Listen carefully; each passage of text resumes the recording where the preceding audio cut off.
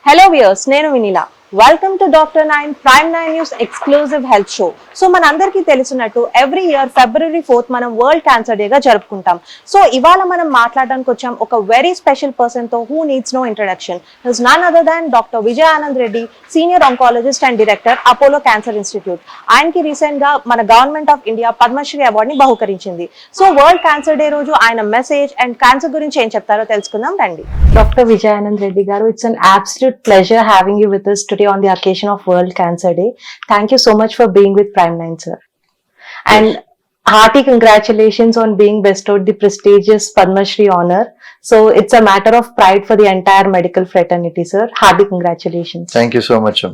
Sir, ఇప్పుడు చూసుకుంటే మనం లైక్ క్యూర్ ఫౌండేషన్ కి ఫౌండర్ గా మీరు చాలా మంది అండర్ ప్రివిలేజ్ పీపుల్ కి క్యాన్సర్ ట్రీట్మెంట్ అనేది అందించారు, which is one of the main contributions to the medicine from your side. So ఆ క్యూర్ ఫౌండేషన్ థాట్ మీకు అసలు ఎలా వచ్చింది sir, and how is it supporting cancer patients at a larger angle? That's a very important question, Amma. That's more gratifying than my clinical practice. Way back in 25 years, Kritamo, one of the farmer who has come from Karimnagar, వాడికి అబ్బాయికి bone tumour ఉండింది.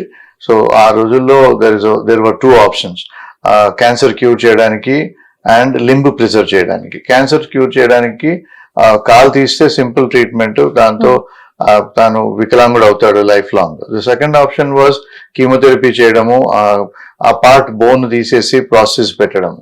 So ఆ విధంగా treatment కి ఖర్చు 2 లక్షల 25 ఏళ్ల క్రితము that was the cost of the treatment. So 2 రోజుల తర్వాత తను వచ్చేసి నాకు 2 ఆప్షన్స్ నాకు వీలు కాదు సార్, నాకు బాబుది కాల్ తీసేయండి అన్నాడు. So that actually touched me and I felt very bad. And పైసలు పోగు చేసి నేను ఆ పేషెంట్ హెల్ప్ చేసి ఈ కీమోథెరపీ చేస్తూ ప్రాసెసెస్ పెట్టి క్యూర్ చేయడంతో దాని ఇప్పుడు 25-30 years అయింది. ఆ బాబు పెద్దవాడైపోయాడు, పెళ్లి చేసుకున్నాడు, and is having a shop and is living a normal life. So that is what stimulated me to help these children. Children have got very high chances of a cure compared to adults. So వాళ్ళు చేయని తప్పికొచ్చిన ఈ cancer because of the poverty, treatment లేకుండా problems లో రావడము మంచిది కాదని ఆ రోజుల్లో ఇనిషియల్ గా చిన్నగా హెల్ప్ చేయడం మొదలు పెట్టాను. But over a period of time అనిపించింది చాలా మంది పిల్లలకి ఇలాంటి ప్రాబ్లమ్స్ రాకూడదు, we have to take care of them అని. Then we started foundation after 2 years. So ఇప్పుడు 23 years అయింది. there are several people who are helping me. Foundation ద్వారా ఫండింగ్ వస్తుంది. సో దాంతో చాలా మంది పిల్లలకి, స్పెషలీ కంటి క్యాన్సర్ వచ్చిన పిల్లలు ఉన్నారు, కిడ్నీ క్యాన్సర్ ఉంటుంది, లుకీమియాస్ ఉంటాయి. అలాగే చిన్నపిల్లల క్యాన్సర్ కి మేము సపోర్ట్ చేయాలని ఉద్దేశంతో ఈ స్థాపించాము. And very very happy to do that. Besides that, Cure Foundation లో awareness is very important in cancer. So awareness create చేయడానికి కూడా పలు రకాల ప్రోగ్రామ్స్ చేస్తాం, క్యాన్సర్ అవేర్నెస్ ప్రోగ్రామ్స్.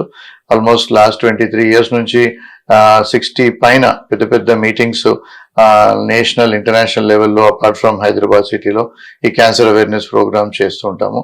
తద్వారా కూడా చాలా మంది ఎర్లీ స్టేజ్ లో రావడం జరగడం, వాళ్ళకి మనం తొందరగా కనుక్కొని క్యూర్ చేయడం జరుగుతుంది. So these are the 2 main goals. Apart from that Cure Foundation లో రీసెర్చ్ అనేది క్లినికల్ రీసెర్చ్ చేస్తాము. హైపోఫ్రాక్షనేషన్ ఇప్పుడు మీరు దాంట్లో పద్మశ్రీలో రాశారు. So certain things, some new innovative things మేము క్యూర్ ఫౌండేషన్ రీసెర్చ్ ద్వారా తెలుసుకొని దాని ద్వారా ప్రాక్టీస్ చేయడంతో పేషెంట్స్ కు ఉపయోగపడుతున్నాం. So that's amazing to hear. ఇప్పుడు చూసుకుంటే లైక్ యాంటీ టొబాకో క్యాంపెయిన్ గానీ, లైక్ స్పర్ష్ హాస్పిటల్స్ లో మీరు ఒక యాక్టివ్ రోల్ ప్లే చేయడం, సో చాలా సొసైటీకి యూస్ఫుల్ అయిన చాలా ఎండివర్స్ లో మీరు పార్ట్ అయ్యారు సార్. సో మీరు చెప్పినట్టు ఇట్స్ వెరీ గ్రాటిఫైయింగ్. అండ్ ఈ యాంటీ టొబాకో క్యాంపెయిన్ అనేది, ఇలాంటి ఇనిషియేటివ్స్ ఎలాంటి ఎఫెక్ట్ చూపించాయి sir as a larger part of the society? It makes a huge impact అమ్మా. నేను ఎక్కడికి వెళ్ళినా కూడా ఎవరైనా సిగరెట్ తాగే వాళ్ళు కూడా నన్ను చూడగానే సిగరెట్ తీసి పడేస్తారు. So I'm a very strong advocate of anti tobacco campaign. I'm a part of Voice of Tobacco Victims National Wise Organization లో. అండ్ ఆంధ్రప్రదేశ్ కంబైన్డ్ ఆంధ్రప్రదేశ్ ఉన్నప్పుడు పబ్లిక్ లిటిగేషన్ పెట్టి ఈ టొబాకో చివింగ్ ను మనం ఆంధ్రప్రదేశ్ లో బ్యాన్ చేయాలని లిటిగేషన్ పెట్టి కేసు కూడా గెలిచాము. తద్వారా ఆ రోజుల్లో ఉన్న మున్సిపల్ కమిషనర్ పట్టుకొని ఈ టొబాకో ప్రొడక్షన్ కంపెనీస్ కూడా బ్యాన్ చేయడం జరిగింది. మళ్ళీ సబ్సిక్వెంట్లీ మళ్ళీ లూజన్ అవుట్ అయిపోయింది. So I'm a very strong anti tobacco campaign చేశాను. నాకు ఇంకా ఆ రోజుల్లో థ్రెటనింగ్ కాల్స్ కూడా వచ్చాయి. when I put a litigation in the court that we should ban this tobacco ani. So there's strong lobby that is supporting this production of tobacco. This is a poison, I would rather say. So ee tobacco chewing and tobacco smoking ద్వారానే 33% of the cancers వస్తాయమ్మా. So మనం దాన్ని అరికట్టగలిగితే మనం cancer almost జయించినట్టే 33%. మిగతా 33% is what we eat and because we don't do proper exercise. So these are the two main reasons. So we do awareness, anti-tobacco awareness. Tobacco ద్వారా ఇప్పుడు ఒక patient cancer వచ్చినప్పుడు patient ఎంబడి ఉన్న రిలేటివ్స్ లో వాళ్ళకి counselling చేస్తాను. టొబాకో ఆపేయండి, స్మోకింగ్ ఆపేయండి. So it works. ఒక పేషెంట్ ఫ్యామిలీలో ఒకరికి వచ్చింది ఆ టొబాకో నుంచి, సో మిగతా వాళ్ళు కూడా జాగ్రత్త పడతారు, టొబాకో ఆపడం జరుగుతుంది. So doctors responsibility is not just treating the patient, amma. You should look at the entire society and look at the options of how to create awareness, spend more time with the patients, talk about prevention, talk about early detection. Those are more important. You are already winning the battle by preventing the cancer and detecting the cancer early. Sir absolutely amazing to here that. ఇంకోటి sir, like stats ప్రకారం కూడా చూసుకుంటే like ఇండియాలో ఉన్న చాలా తక్కువ doctors లో ఎవరికైతే ఎక్కువ ఫారెన్ పేషెంట్స్ వస్తారో, సో మీరు ఆ టాప్ లో ర్యాంక్ అవుతున్నారు. సో అంత ట్రస్ట్ బిల్డ్ అవడానికి రీజన్ ఏమనుకుంటున్నారు సార్? నేను మెడికలీ పోస్ట్ ఎంబీబీఎస్ తర్వాత ఎండీలో ట్రైనింగ్ అయిన తర్వాత మా నాన్నగారు education is more important, experience is more important than getting in to practice. ఎంబడే ప్రాక్టీస్ పోయి పైసలు సంపాదించిన ఆలోచన చేయొద్దు, get well educated and well trained అని. సో నేను పోస్ట్ ఎండి యుఎస్ వెళ్ళాను, యూకేకి వెళ్ళాను, ఆస్ట్రేలియాకి వెళ్ళాను, జర్మనీకి వెళ్ళాను, జపాన్కి వెళ్ళాను. పలు దేశాల్లో ఎలాంటి ట్రీట్మెంట్ జరుగుతుంది అన్ని ఎక్స్పీరియన్స్ ఉంటే మనకు కూడా కాన్ఫిడెన్స్ పెరుగుతుంది. సో అవన్నీ global activities, cancer management training అయిన తర్వాత I was very strongly incline to come back. నాకు అక్కడ ఉద్యోగం దొరికినా కూడా అది వదిలేసి ఇక్కడికి వచ్చాను. So I'm very happy and my father was very sure that I should come back. So ఇంటికి హైదరాబాద్ రావడము అండ్ ఆ గ్లోబల్ ప్రాక్టీసెస్ ని మన పేషెంట్స్ కి ఇక్కడ చేయడము, ఆ ఫెలోషిప్స్ చాలా తోడ్పడ్డాయి. దాని తర్వాత obviously patients know the way we compassionate గా ట్రీట్మెంట్ ఇవ్వడము. ఇక్కడ ఉన్న వాళ్ళు వేరే దేశాలకు వెళ్ళి ట్రీట్మెంట్ ఇచ్చుకునే అవసరం లేదు, మనకు ఆ ఇన్ఫ్రాస్ట్రక్చర్ ఉన్నది, ఆ ఎక్స్పీరియన్స్ డాక్టర్ మా దగ్గర ఉన్నాడు ఆ నమ్మకంతో ఈ పేషెంట్స్ అందరూ వస్తారు. సో నా ఇంటర్నేషనల్లీ సౌత్ అమెరికా నుంచి కూడా, యూకే నుంచి కూడా పేషెంట్స్ మా దగ్గరికి వస్తారు ట్రీట్మెంట్ కొరకు. అలాగే ఆఫ్రికన్ కంట్రీస్, అరబ్ కంట్రీస్ చాలా మంది వస్తారు. అఫ్ కోర్స్ రీజనల్ గా శ్రీలంక, బంగ్లాదేశ్, పాకిస్తాన్ కాక అన్ని దేశాల్లో నుంచి కూడా almost 30-40% of my patients are from international countries అమ్మా. Sir, it's like, I think India's luck that you decided to come back and serve the patients here, sir. Along with that, మీరు ఒక book ని కూడా రాశారు కదా sir, 108 Tales of Survivors. So ఇంత busy schedule లో మీకు అంటే ఇంత పేషెంట్ ఫుట్ ఫాల్ లో, so how did you take time for it? And 108 stories అనేవి లైక్ మీ ఓన్ పేషెంట్ వాళ్ళ ఎక్స్పీరియన్సెస్ కదా సార్. సో ఆ బుక్ ప్రాసెస్ ఎలా అయింది సార్ అసలు? ఇట్స్ వెరీ ఇంపార్టెంట్ క్వశ్చన్ అమ్మా. నేను మళ్ళీ అదే చెప్తున్నాను, డాక్టర్ అంటే ఓన్లీ పేషెంట్ ట్రీట్ చేయడమే కాదు, you should think widely and then see what else you can do beyond patient ట్రీట్మెంటే కాకుండా. సో మనం నార్మల్ గా పేషెంట్ ట్రీట్మెంట్ ఇచ్చినప్పుడు పేషెంట్ క్యూర్ అయిన తర్వాత వాళ్ళకి ఇంకా ఒక భయం అనేది ఉంటుంది. అది కాకుండా కొత్త క్యాన్సర్ పేషెంట్ ఎవరికైతే డయాగ్నోజ్ అవుతుందో వాళ్ళు విపరీతమైన భయంతో ఉంటారు. ఇంకా అయిపోయింది, నేను చనిపోతాను అనే ఫస్ట్ థాట్ వాళ్ళకి వచ్చేది అదే. ఒక పిడుగుబడినట్టు ఫీలింగ్ వస్తుంది ఎవరికైనా క్యాన్సర్ డయాగ్నోజ్ వచ్చినప్పుడు. సో వాళ్ళు ఆ రోజు మన దగ్గరకు వచ్చినప్పుడు మనం ఎంత కౌన్సిలింగ్ చేసినా కూడా ఆ భయం పోవడం చాలా కష్టం. అదే ఒక పేషెంట్ ట్రీట్మెంట్ అయిపోయిన పేషెంట్ వాళ్ళు కొత్తగా డయాగ్నోజ్ అయిన పేషెంట్ తో మాట్లాడితే వాళ్ళకి ఆ ధైర్యం వస్తుంది. సో అది ఉద్దేశించి మేము ఒక ఫ్రీడమ్ ఫ్రమ్ క్యాన్సర్ క్లబ్ అని స్టార్ట్ చేశాను. తద్వారా ట్రీట్మెంట్ అయిపోయిన వాళ్ళు, క్యూర్ అయిపోయిన వాళ్ళని ప్రోత్సహించి వాళ్ళని వాలంటీర్స్ గా పెట్టుకొని వాళ్ళని అడ్రస్, టెలిఫోన్ నెంబర్స్ తీసుకొని కొత్త పేషెంట్స్ వచ్చినప్పుడు వాళ్ళని కలెక్ట్ చేసి వాళ్ళతో కూర్చోబెట్టి మాట్లాడిపించేది. దాంతో చాలా డిఫరెన్స్ పడేది. కొత్తగా డయాగ్నోస్ అయిన పేషెంట్స్ కి ధైర్యం వచ్చేది. సో ఇది ఆలోచించి నాకు అనిపించింది, why don't we create a combined stories of all cancers patients experience ని షేర్ చేస్తే దాన్ని కంపైల్ చేసి ఒక బుక్ లా తయారు చేస్తే అది ప్రపంచంలో ప్రతి పేషెంట్ కి ఉపయోగపడుతుంది.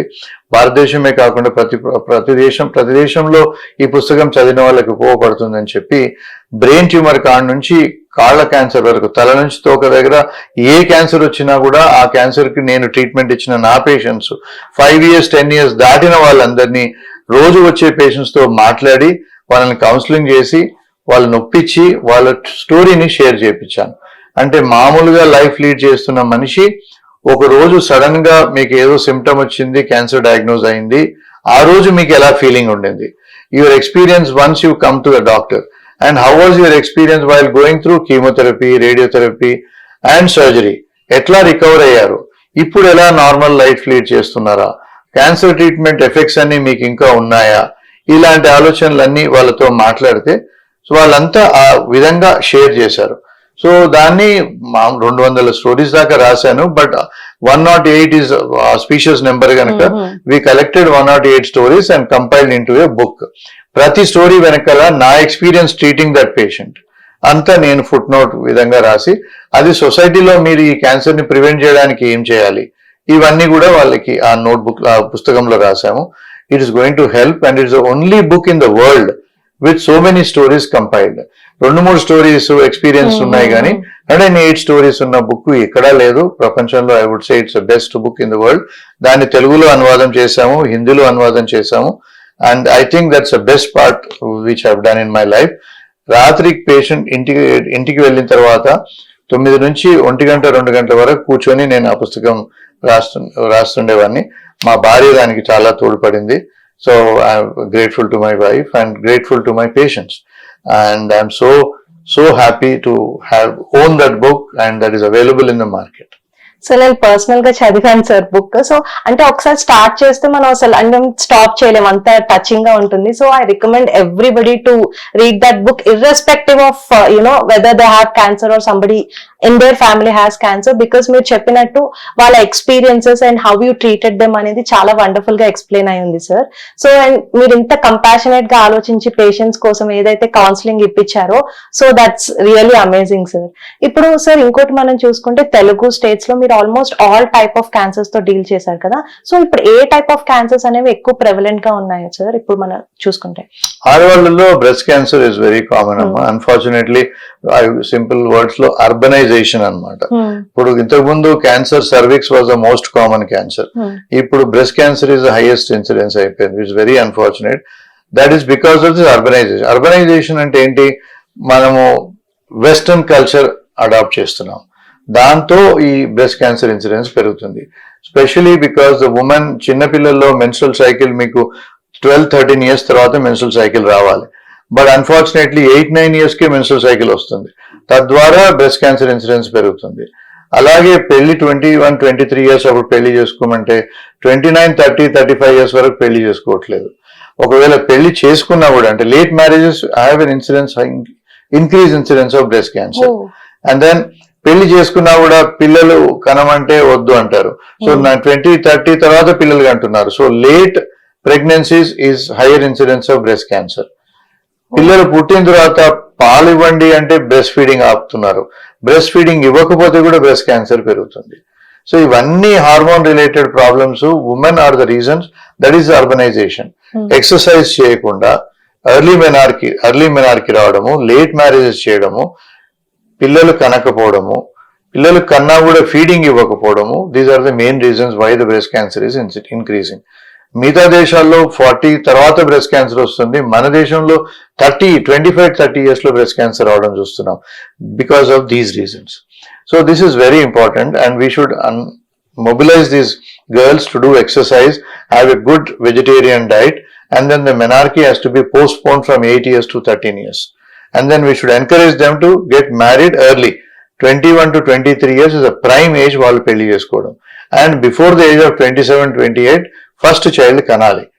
2 children before the age of 30 years. So that's the right time for them to get. అట్లాంటప్పుడు మీకు బ్రెస్ట్ క్యాన్సర్ ఇన్సిడెన్స్ బాగా తగ్గిపోతుంది. అదే కాకుండా breast feeding is also important. దాంతో కూడా బ్రెస్ట్ క్యాన్సర్ తగ్గుతుంది. So that's very shocking and surprising also to know that ఇవన్నీ కూడా అంటే ఒక మేజర్ రోల్ ప్లే చేస్తాయి. That is a major role in increasing the incidence of breast cancer. And ఇప్పుడు మనం చూసుకుంటే మెన్ లో ఏ టైప్ ఆఫ్ క్యాన్సర్ ఎక్కువ ఉంది? మెన్ లో అగైన్ వాళ్ళు చేసే తప్పు పనులకి tobacco, chewing and smoking. If you look at incidence of cancer in the body, నోటి నుంచి మొదలు పెడితే యానల్ కెనాల్ మోషన్ పోయే ద్వారం వరకు క్యాన్సర్స్ ఇన్సిడెన్స్ పెరిగింది. అదంతా దాని కారణం ఏంటి? మీరే కారణం, మీ అలవాట్లే కారణం. So cigarette smoking, tobacco chewing, excessive non vegetarian diet, fried food, so stomach cancer, lung cancer, oral cancer, throat cancer, ఇప్పుడు ఇక్కడ నుంచి లెక్క పెడితే those are the cancers which have increase. Stomach cancer incidence, rectal cancer, colon cancer, intestinal cancer, ఇవే cancers అన్ని పెరుగుతున్నాయి. So it's only because of your bad habits. So tobacco, unbalanced diet and no exercise. So these are the main reasons. In men, these are the common cancers. Sir ఇప్పుడు like మీరు అన్నట్టు women కి ఒక kind of ఈ menstrual cycle ని post phone చేయడము and early marriage and early conceiving ఇవన్నీ help చేస్తాయి. అండ్ మెన్ కి మనం చూసుకుంటే like avoiding all this tobacco and alcohol ఇదంతా హెల్ప్ అవుతుంది కదా సార్. కానీ ఇప్పుడు మనం చూసుకుంటే చాలా మంది క్వశ్చన్ చేస్తారు ఏంటంటే కొందరు ఇవన్నీ చేసి కూడా బాగానే ఉన్నారు, ఏమి చేయని వాళ్ళకి కూడా క్యాన్సర్ వస్తుంది అని. సో అంటే ఆ పర్స్పెక్టివ్ లో మీరు ఎలా చూస్తారు సార్? అది అంటే చాలా ఆర్గ్యుమెంట్స్ అవుతున్నాయి. కరెక్ట్ అమ్మా. Simple answer for that is, if you are road లో మీరు డ్రైవింగ్ చేస్తున్నారు, డిసిప్లిన్డ్ డ్రైవింగ్ చేస్తే యాక్సిడెంట్స్ అయ్యే అవకాశం ఇది ఓన్లీ 10%. ర్యాష్ డ్రైవింగ్ చేస్తే యాక్సిడెంట్స్ అయ్యే అవకాశం 80 to 90%. సో ఇంకా ఇంత ర్యాష్ గా డ్రైవ్ చేసినా 10% మీరు స్టిల్ యువర్ సేఫ్. సో దాని ఉదాహరణ తీసుకోకూడదు మీరు. డిసిప్లిన్డ్ డ్రైవింగ్ వాళ్ళకి chances of meeting with an accident is only 10 to 15%. So ఈ తప్పులు చేయని వాళ్ళకి క్యాన్సర్ వచ్చే అవకాశము మిగతా కారణాల వల్ల 10 to 15% ఛాన్స్ ఉంటుంది. Got it sir. సార్ ఇప్పుడు మనం చూసుకుంటే యూత్ కానీ లేకపోతే ఎవరైతే 30s 40s లో ఎంటర్ అవుతున్నారో, సో మీరు చెప్పినట్టు చాలా డిఫరెంట్ టైప్స్ ఆఫ్ క్యాన్సర్స్ ఉన్నాయి. కానీ అంటే దేనికి స్క్రీనింగ్ చేయించుకోవాలి, అంటే ఎలా టెస్ట్ అవ్వాలి, అంటే ఆ కైండ్ ఆఫ్ ఫియర్ ఉండి చాలా మందికి అదే డౌట్ ఉంటుంది సార్, దేంతో స్టార్ట్ చేయాలి, దేంతో ఎండ్ చేయాలి అని. సో మీరు ఏ కైండ్ ఆఫ్ టెస్ట్ కానీ ప్రివెంటివ్ మెషర్స్ కానీ సజెస్ట్ చేస్తారు సార్? ఇంటర్నేషనల్ రూల్స్ ప్రకారంగా 40 years is the right time to get the screening test అమ్మా. స్క్రీనింగ్ అంటే ఏంటి? మీకు ప్రాబ్లమ్స్ లేనప్పుడు రొటీన్ గా పరీక్షలకు వెళ్తే medical examination is called screening. Problems ఉన్నప్పుడు వెళ్తే దట్ ఈస్ నాట్ స్క్రీనింగ్. ఏమి ప్రాబ్లమ్స్ లేకుండా, ఫర్ ఎగ్జాంపుల్ మీరు కారు, స్కూటర్ ని సర్వీసింగ్ కు పంపిస్తారు 5000 kilometers తర్వాత, ఏ ప్రాబ్లమ్స్ లేకున్నా కూడా, అలాగే మన బాడీని కూడా సర్వీసింగ్ కు పంపించాలి. That is a simple thing, that is called screening. ఆ టైంలో ఎర్లీగా మనం క్యాన్సర్ ని డిటెక్ట్ చేయడానికి వీలవుతుంది. ఇతర దేశాల్లో 40 years తర్వాత screening is acceptable. In our country, in my opinion, 35 years, because మన కంట్రీలో ఎర్లీగా క్యాన్సర్ వస్తుంది unfortunately. So 35 years her women and man has to go for screening every year. Every year లో కామన్ క్యాన్సర్స్ స్క్రీనింగ్ అమ్మా. Simple టెస్ట్లు, మీకు whole body pet స్కాన్లు, whole body MRI స్కాన్లు అవసరం లేదు. Simple blood test, simple X-ray, simple ultrasound, these test తోటి మనం 90% ఆఫ్ క్యాన్సర్స్ ని డిటెక్ట్ చేయగలుగుతాం. సో ఆ సింపుల్ టెస్ట్ మీరు చేయగలిగితే, సిమ్టమ్స్ లేనప్పుడు చేస్తాం కనుక తప్పనిసరిగా మీరు ఎర్లీగా డిటెక్ట్ చేయగలుగుతారు. సో ప్రతి కార్పొరేట్ హాస్పిటల్లో, ప్రతి గవర్నమెంట్ హాస్పిటల్లో ఈ క్యాన్సర్ స్క్రీనింగ్ టెస్ట్లు ఉన్నాయి. They are all come as a package and they are all subsidised. Government rules ప్రకారంగా ఈ క్యాన్సర్ స్క్రీనింగ్ ప్రోగ్రామ్ ను 50% సబ్సిడైజ్ తోటి చేస్తాం. సో మీరు మీ బాడీని ఒకసారి మీ స్కూటర్ను పంపించినట్టు హాస్పిటల్కి వచ్చి ఒక ½ day స్పెండ్ చేసి ఈ routine cancer test, screening test చేస్తే మీ ఆరోగ్యానికి మంచిది. అట్లా చేసిన వాళ్ళు చాలా మందికి మేము రొమ్ములో చిన్న 1 centimeter ట్యూబర్ ను చూస్తాం. దాన్ని ఆ లంప్ వరకు తీసేస్తే మీకు కీమోథెరపీ అక్కర్లేదు, రేడియేషన్ అక్కర్లేదు, సింపుల్ ట్రీట్మెంట్ తో క్యూర్ అవుతుంది. So that is what is called early detection. So prevention and early detection లో మీరు 80-90% of the cancers you can control them. So wonderful explain. I think ఇది అందరూ ఫాలో అయితే చాలా బెనిఫిషియల్ ఉంటుంది సార్ లాంగ్ రన్ లో. And me 30 years experience లో how has technology evolve sir? For example ఇప్పుడు ఫర్ ద ఫస్ట్ టైం ఇండియాలో హైపోఫ్రాక్షనేషన్ and short course radiation therapies, తర్వాత interstitial brain peri operative measures ఇవన్నీ చేశారు కదా సార్. ఏదైతే అది కోర్స్ ఆఫ్ మెడిసిన్ ని చేంజ్ చేశాయి క్యాన్సర్ ట్రీట్మెంట్ ని. సో వాటి వల్ల ఇప్పుడు క్యాన్సర్ పేషెంట్స్ కి ఎలాంటి బెనిఫిట్స్ ఉన్నాయి సార్? చాలా బెనిఫిట్స్ ఉంటాయమ్మా. మామూలుగా సర్జరీ అంటే ఒక రోజులో సర్జరీ అయిపోతుంది. ఇంకా రోబోటిక్ సర్జరీలో అయితే సేమ్ డే డిశ్చార్జెస్ అవుతారు, నెక్స్ట్ డే మార్నింగ్ డిశ్చార్జ్ అవుతారు, మరి పనికి వెళ్ళిపోతారు. సో అలాగే రేడియేషన్ లో major problems were long course radiation, 6 weeks 8 weeks. Prostate cancer లో 8 వారాలు ట్రీట్మెంట్. అంటే ఎవ్రీ డే పేషెంట్ వచ్చి రేడియేషన్ ఇవ్వడము, తద్వారా సైడ్ ఎఫెక్ట్స్ రావడము, చాలా ప్రాబ్లమ్స్ వచ్చేవి. ఒక బ్రెస్ట్ సర్జరీ అయిన తర్వాత రేడియేషన్ 5 వారాలు 6 వారాలు రేడియేషన్ ఇవ్వడము, ఇట్స్ ఎ బిగ్ న్యూసెన్స్. అంటే ఫైనాన్షియలీ ప్రాబ్లమే, సొసైటీలో ప్రాబ్లమ్సే. So these problems are always major problem. అంటే హాస్పిటల్ కి బర్డనే, ఒక పేషెంట్ 6 వారాలు ట్రీట్మెంట్ ఇవ్వడము, పేషెంట్ కి బర్డనే, పేషెంట్ అటెండర్స్ కి బర్డనే, transport, finances, everything is a nuisance. So దీన్ని టెక్నాలజీ ఇంప్రూవ్ అయింది కనుక లార్జ్ ఏరియాని రేడియేషన్ ఇవ్వకుండా స్మాలర్ ఫీల్డ్ ఆఫ్ రేడియేషన్ తో డోస్ ప్రతిరోజు 200 ఇచ్చే బదులు 500 రాడ్స్ అంటాము, ఆ సెంటిగ్రే అంటాము. So hire dose of radiation short course లో ఇస్తే సైడ్ ఎఫెక్ట్స్ ఎక్కువ ఉండి యథాప్రకారంగా తన నార్మల్ లైఫ్ లీడ్ చేయడానికి వీలవుతుంది. దానికి మెయిన్లీ స్మాల్ లీజన్స్ ఉండాలి. బ్రెయిన్ లో ట్యూమర్ ఉంటే ఇప్పుడు ఆపరేట్ చేయకుండానే దానికి ఒక్క సింగిల్ డేనే రేడియేషన్ తో పూర్తిగా నాశనం చేస్తాం, నిర్మూలించేస్తాం. సో నార్మల్ టిష్యూని అటాక్ చేయకుండా హై డోస్ ఆఫ్ రేడియేషన్, దాన్ని హైపోఫ్రాక్షనేషన్ అంటాం. అలాగే బ్రెస్ట్ రేడియేషన్ మాకు instead of 5 weeks to 6 weeks 5 రోజుల్లోనే రేడియేషన్ ఇచ్చేసి పూర్తిగా నయం చేస్తాం. అలా పలు రకాల ఏరియాల్లో మనము ఈ హైపోఫ్రాక్షనేషన్ అంటే instead of doing for 5 to 6 weeks you do it in 1 week to 2 weeks or even 1 day. So in different situations లో మనం వీ కెన్ డూ దట్. దాని ద్వారా ఎకానమిక్స్ తగ్గుతాయి, సైడ్ ఎఫెక్ట్స్ తగ్గుతాయి, and chance of a cure also very very high, and it's very very fast. Effect of treatment also is very fast. అలాగే interstitial brachytherapy అనేది radiation, external radiation ఇచ్చినప్పుడు normal tissue నుంచి కూడా radiation వెళ్ళి penetrate అయ్యి exit అవుతుంది. Interstitial బ్రాకిథెరపీలో radiation needles ని ఎక్కడ ట్యూమర్ ఉందో అక్కడే పెట్టడం, బ్రెయిన్ లో కానీ, థ్రోట్ లో కానీ, ఓరల్ క్యావిటీలో కానీ, రొమ్ములో కానీ, ఎక్కడైనా ఆర్గన్ లో మనం ఆ నీడిల్స్ పెట్టినప్పుడు, గర్భసంచిలో కానీ నీడిల్స్ పెట్టినప్పుడు రేడియేషన్ అక్కడే డిపాజిట్ అవుతుంది. ఎగ్జిట్ ఉండదు, ఎంట్రీ ఉండదు. Only high dose of radiation wherever the needles are kept will be delivered. అలా ఇంట్రా కరోనరీ రేడియేషన్ కూడా చేశాం. That was the first treatment done in the country with us at Apollo Hospitals. So we are really proud of it, and we have done conferences on that. Intra-arterial chemotherapy. So cardiac vessels lo kuda plaquing అవుతుంది. So దాన్ని నిర్మూలించడానికి, structure తగ్గించడానికి, blood flow smooth గా రావడానికి దాంటి లోపల కూడా మనం ఇంటర్స్టిషియల్ రేడియేషన్ పెట్టి బ్లాక్ కాకుండా ట్రీట్మెంట్ చేయొచ్చు. సో ఇలా పలు రకాల కొత్త విధానాలతో we're able to deliver high dose of radiation, high chance of a cure and with no side effects. Sir that's wonderful to hear. ఇప్పుడు దీనికి ఎక్స్టెన్షన్ లో చూసుకుంటే సార్ రికరెన్స్ అనేది చాలా పేషెంట్స్ భయపడుతూ ఉంటారు. సో మీరు చెప్పిన ఈ టెక్నాలజీ వల్ల ఆ కేసెస్ తగ్గాయా సార్, లేకపోతే అంటే అవి సేమ్ ఉన్నాయా, లేకపోతే how do you deal with that scenarios? Undoubtedly recurrence rates have reduced, cure rates have increased amma. If you look at the cross section, 100 cases లో నేను ప్రాక్టీస్ స్టార్ట్ చేసినప్పుడు only 30-40% of the patients cure అయ్యేది. ఇప్పుడు almost 70% of them getting cured. So 30% of them are not able to cure is not because we are not able to cure them. They are already మా దగ్గరికి వచ్చినప్పుడు stage 4 లో వచ్చిన వాళ్ళకే ఈ problems వస్తాయి. సో స్టేజ్ 4 లో వచ్చిన వాళ్ళకి కూడా ఈ కొత్త ఈ హైపోఫ్రాక్షనేషన్ రేడియేషన్ ద్వారా ఒకవేళ స్టేజ్ 4 2-3 లీషన్స్ ఉన్నాయనుకోండి, for example breast tumour bone కి స్ప్రెడ్ అయింది, బ్రెస్ట్ ట్యూమర్ బ్రెయిన్ కి స్ప్రెడ్ అయింది, వాళ్ళకు కూడా పూర్తిగా నిర్మూలించడానికి 1 day 2 days రేడియేషన్ ద్వారా మనం దాన్ని క్యూర్ చేసేసి we're able to control even in stage 4 also. But unfortunately stage 4 ఉన్న వాళ్ళకి అక్కడ నిర్మూలించిన ఇంకొక దగ్గర వచ్చే అవకాశం ఉంటుంది. సో అట్లా బట్ క్వాలిటీ ఆఫ్ లైఫ్ దెబ్బతినకుండా లైఫ్ ని పొడిగించడానికి ఈ కొత్త పరికరాలు చాలా చాలా ఉపయోగపడతాయి. సార్ ఇప్పుడు ఏ type of cancer according to is most dangerous sir, and especially మనం తెలుగు స్టేట్స్ లో స్టాటిస్టిక్స్ చూసుకుంటే, అండ్ దానికి పీపుల్ ఎలా కేర్ తీసుకోవచ్చు?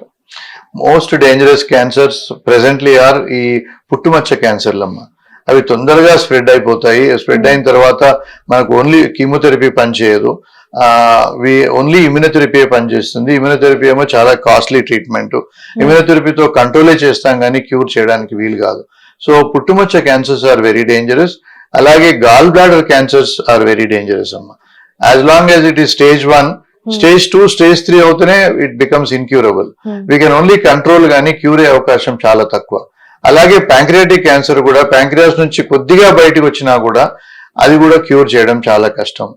హెపటోసెల్యులర్ carcinoma, liver cancer was very bad in the past. నా లివర్ క్యాన్సర్ కి కొత్త మెడిసిన్స్, ఇమ్యూనోథెరపీ డ్రగ్స్ చాలా వచ్చాయి. తద్వారా even in advance liver cancer లో మనం మంత్స్ అండ్ ఇయర్స్ మనం కంట్రోల్ చేయగలుగుతున్నాం. అలాగే లంగ్ క్యాన్సర్ లో స్టేజ్ 4 లో ఇది వరకు ఓన్లీ 6 months కంటే ఎక్కువ బతికే వాళ్ళు కాదు. ఇప్పుడు లంగ్ క్యాన్సర్ ట్రీట్మెంట్ స్టేజ్ 4 ఉన్న వాళ్ళకు కూడా, అంటే బాడీలో అంతా స్ప్రెడ్ అయినా కూడా సమ్ మంత్స్ అండ్ ఇయర్స్ వరకు మనం కంట్రోల్ చేయగలుగుతున్నాం. So these are the new things. Immunotherapy, targeted therapy, molecular therapy, drugs రావడంతో even in stage 4 we are able to control the disease. But in stage 4 ఇవన్నీ కొత్త పరికరాలు, కొత్త ట్రీట్మెంట్లు వచ్చినా కూడా we are able to control and extend the life, but curing becomes difficult. And leave back to square one, prevention and early detection. But ఇంతకు పూర్వం stage 4 అనే వరకు 2 months, 3 months, 4 months కంటే ఎక్కువ బతికే వాళ్ళు కాదు. But even now even in stage 4 with కొత్త medicines, drugs, immunotherapy, hypofractionated radiation ద్వారా క్వాలిటీ ఆఫ్ లైఫ్ ఇచ్చుకుంటూ నెలల కొద్ది, సంవత్సరాల కొద్ది మనం వాళ్ళని బతికించుకోగలుగుతున్నాం. Got it sir. Sir, so world cancer day సందర్భంగా మీరు పీపుల్ కి ఏం మెసేజ్ ఇస్తారు sir? So as I said, prevention is easier and cheaper and will get away by minimal treatment ద్వారా పూర్తిగా క్యూర్ అయ్యే అవకాశం ఉంటుంది. ఇట్ ఈస్ చీప్, ఈజియర్, మళ్ళీ ఫాస్టర్ కూడా. Prevention is best. Next best is the detection. నాకు ఏమీ problem లేదు, నేను ఆరోగ్యంగా ఉన్నాను అని అనుకోవద్దు. ప్రతి ఒక్కరికి ఇప్పుడు క్యాన్సర్ ఇన్సిడెన్స్ ఎంత పెరిగింది అంటే ప్రతి 10 మందిలో ఒకరికి తప్పకుండా క్యాన్సర్ వస్తుంది. ప్రతి 10 ఇంట్లో ఒక పేషెంట్ కి ఒక మనిషికి క్యాన్సర్ వస్తుంది. సో నాకు రాదు, ఎవరికో వచ్చింది కదా అని ఆలోచన చేయొద్దు. ఎవరికన్నా రావచ్చు, irrespective of the cast, creed, socio economic status. Richest of the rich people can get cancer, poorest of the poor కూడా క్యాన్సర్ రావచ్చు. సో ఎవరికైనా క్యాన్సర్ రావచ్చు. దయచేసి బీ కాన్షియస్. భయపడకండి, క్యాన్సర్ నుంచి భయపడకండి. క్యాన్సర్ లేట్ డయాగ్నోసిస్ తోటి భయపడండి. So early detection is very important. Routine screening is very important. And ప్రతి మధ్య తరగతి వాళ్ళు or lower middle class family వాళ్ళు ఇన్సూరెన్స్ చేయకుండా ఉండకూడదు. Insurance is very very important. ప్రతి ట్రీట్మెంట్ కు డబ్బులు అవసరం పడతాయి. మీరు ఇన్సూరెన్స్ కవర్ చేసుకుంటే 2-3 వేల రూపాయలు ఖర్చు పెడితే మీరు 10 లక్షల ఇన్సూరెన్స్ మీకు ఇప్పుడు అవైలబుల్ ఉంది. ఇన్సూరెన్స్ చేయగలిగితే సరైన వైద్యం సరైన టైంలో తీసుకోవచ్చు. మీరు ప్రాబ్లమ్స్ ఉన్నాయి, నాకు క్యాన్సర్ ఉందేమో అని డయాగ్నోసిస్ డిలే చేయడము, కాస్ట్ ఉంటుందేమో, నా ఫ్యామిలీకి ఎఫెక్ట్ అవుతుందని చెప్పి డిలే చేయడము, ఇలాంటి తప్పుడు పనులు చేయొద్దు. So early diagnosis, prevention, early detection are the best. But in case if you're diagnosed of cancer, ఇప్పుడున్న కొత్త పరికరాలతోటి, కొత్త ఆధునిక వైద్యంతో తప్పనిసరిగా క్యూర్ అయ్యే అవకాశం చాలా చాలా ఉంది. ఆల్మోస్ట్ 70-75% ఆఫ్ కేసెస్ ను మనం క్యూర్ చేయగలుగుతున్నాము. ధైర్యంగా ముందుకు రండి, ట్రీట్మెంట్ తీసుకోండి and will go back to the normal life. మీరు నా పుస్తకం చదివితే మీకు క్లియర్ గా అర్థమవుతుంది. వాళ్ళు పెళ్లి చేసుకున్నారు, పిల్లలు అయ్యారు, నార్మల్ లైఫ్ లీడ్స్, ప్రపంచం అంతా తిరుగుతున్నారు, పాత ట్రీట్మెంట్ గురించి పూర్తిగా మర్చిపోయారు. సో ఈ వేరే డిసీజ్ లాగా హైపర్ టెన్షన్, ఈ డయాబెటీస్ లాగా క్రానిక్ ట్రీట్మెంట్ అవసరం లేదు క్యాన్సర్ లో. 6 నెలలు, కొంతమందికి స్టేజ్ 3 వాళ్ళకి కూడా 6 నెలల కంటే ఎక్కువ ట్రీట్మెంట్ ఉండదు. ట్రీట్మెంట్ అయిపోయిన తర్వాత you're normal individual, you can lead a normal life. Got it, sir. Sir, thank you so much for being with us today, and this was such an invaluable conversation. Once again, hearty congratulations on your Padma Shri, sir. Thank you so much. Thank you so much, sir.